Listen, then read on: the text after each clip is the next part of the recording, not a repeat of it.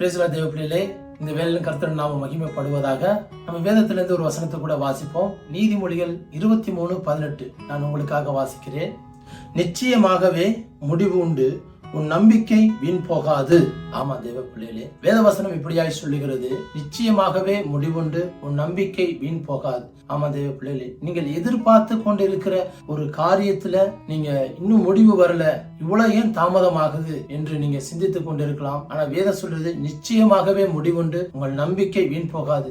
அது தீமைக்கு ஏதுவானது அல்ல, நன்மைக்கு ஏதுவாகவே உங்களுக்கு வரும். தேவ பிள்ளைகளே, என் தேவன் எனக்கு தருவார். நன்மையான எந்த ஈவும் பூர்ணமான எந்த வரமும் பரத்திலிருந்து உண்டாகி சோதிகள் பிதாவிடத்திலிருந்து இறங்கி வருதுனால அதுல ஒரு யாதொரு மாறுதலும் யாதொரு வேற்றுமை நிழலும் இல்லையா. அதுல மாறுதலும் இல்லை, வேற்றுமையான நிழலும் இல்லை. அதனால நீங்க விசுவாசித்து அந்த காரியங்களை ஏற்றுக்கொள்ள வேண்டும். இப்படியாய் இந்த வேதத்துல நம்ம அநேக காரியங்களை நம்ம பார்க்கலாம்.